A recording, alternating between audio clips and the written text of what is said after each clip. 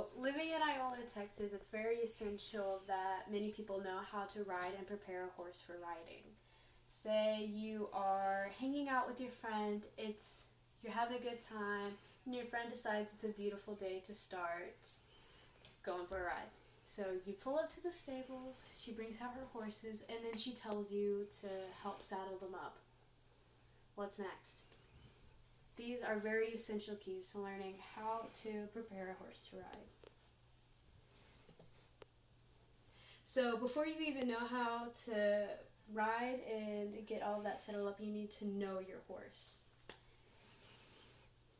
Dr. Roberta Arabani Branding from the College of Animal Science in Brazil, she did a study on how horses react to different types of people. So there are some, if the horse is easily irritable or just has a bad attitude, it is not a good idea to put them with inexperienced riders.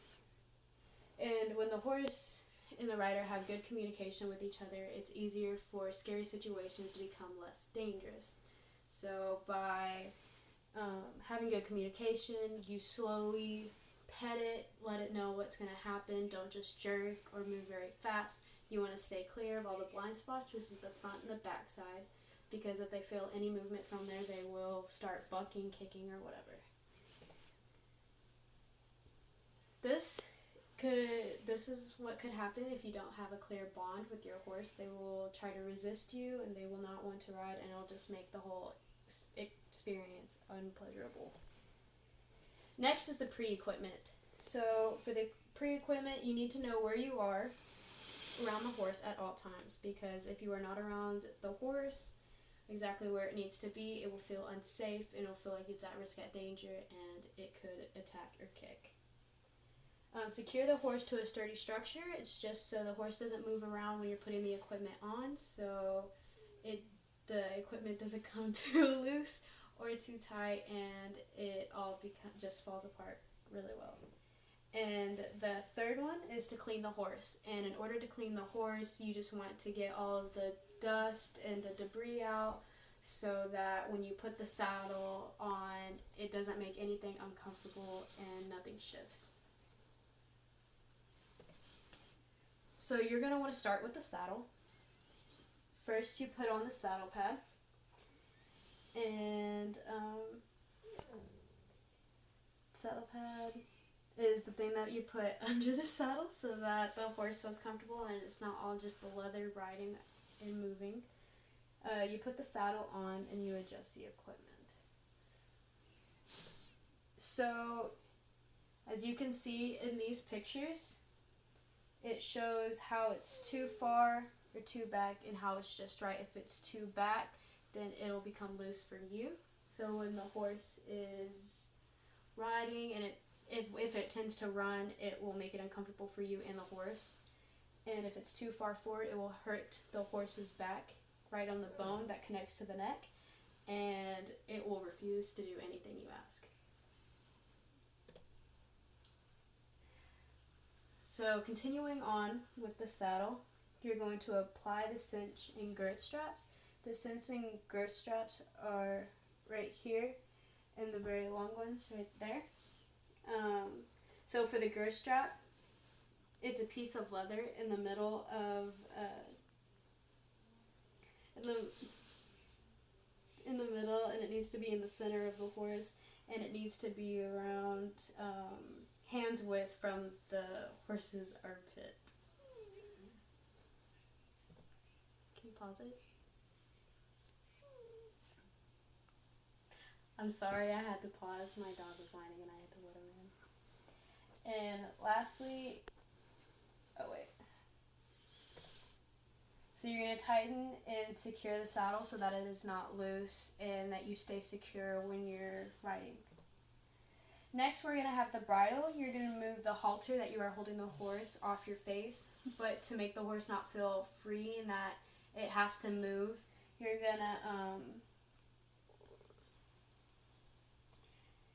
going to put the bridle over its head just to make it feel secure.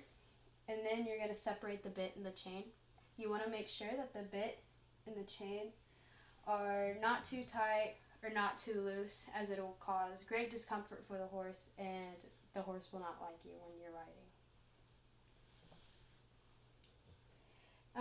Make sure everything is adjusted to where the horse needs to be clearly adjusted for. So you need to adjust the cheek straps and the neck straps. Make sure you take the halter off completely when you're done and you're ready. Pull the reins over the head and then do a final check. Make sure everything's secure but not too tight, not too loose.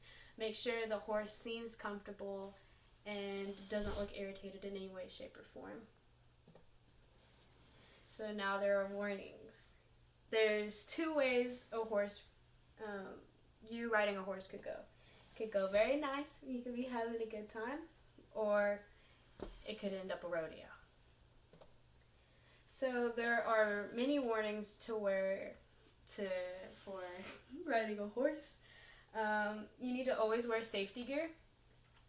Essential is a crew proper footwear. You shouldn't be wearing any sandals, flip-flops, loose shoes. It needs to be sturdy shoes just in case the horse steps on you. You don't want any broken toes or a broken foot. You need a properly fitted helmet that meets current safety standards. So for the Jennifer Forsberg Meyer in her horseandrider.com, she states that the Safety Equipment Institute is the only proper, you need to make sure that the helmet fits those regulations in order for you to buy it. Pay attention to every detail. If the horse is feeling uncomfortable, you need to make a quick change in anything you see fit. And then not following the rules is 20 times more dangerous than a motorcycle accident. So a report from the Medical Equestrian Association from the 1980s states that horse riding is 20 times more dangerous than motorcycle claims. Also in the Medical Equestrian Association, they talk about how it can cause very serious injuries. A lot of injuries that happen with horses include temporal paralysis from spinal cord damage, usually from them bucking, or sometimes it's so uncomfortable that they just lay down and they'll crush your leg and crush your back.